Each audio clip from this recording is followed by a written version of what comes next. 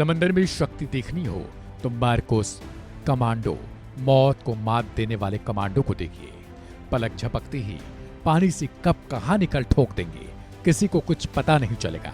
दरअसल बीती रात ही भारतीय नौसेना समंदर में अगवा किए गए 15 भारतीयों को सुरक्षित निकाल लिया, जिसके बाद शिप पर सवार फंसे हुए कर्मियों ने एक सुर में भारत माता की जयकारे के नारे लगाए। बता दें कि इस पूरे ऑपरेशन के लिए नेवी ने अपने विशिष्ट समुद्री शेरों, जिन्हें मार्कोस कमांडो के नाम से जाना जाता है, उनकी मदद ली थी। इसके बाद से ही मार्कोस कमांडो अब सुर्खियों में आ गए हैं। हर कोई जानना चाहता है कि आखिर मार्कोस कमांडो कितने शक्तिशाली होते हैं, जो पल भर में ही दुश्मनों को मौत की सजा दे देते हैं। तो मार्कोस कमांडो को समंदर का सिकंदर कहा जाता है। पानी में मौत को मात देने के लिए इस कमांडो को महारत हासिल होती है। इनके कारनामों की वजह से इन्हें चलता फिरता प्रेत भी कहा जाता है। मार्कोस कमांडो इंडियन नेवी की खास यूनिट है, जिन्हें पानी में दुश्मनों से लड़ने में महारत हासिल होती है। वैसे तो इन्हें मार्कोस कहा जाता है, मगर आधिकारिक तौर पर इन्हें मरीन कमांडो फोर्स यानी MCF भी कहा जाता है।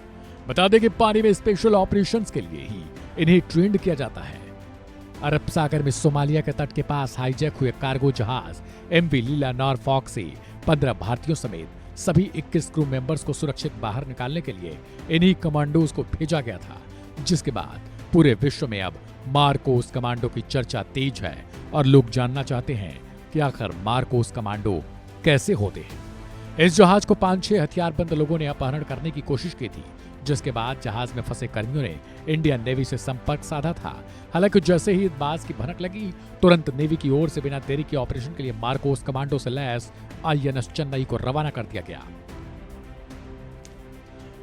जवानों ने जहाज पर पहुंचने से पहले ही यह चेतावनी दे दी कि जो भी लुटेरे हैं, या तो वो तुरंत जहाज को छोड़कर फरार हो जाएं या फिर अपने मरने तक का इंतजार करें।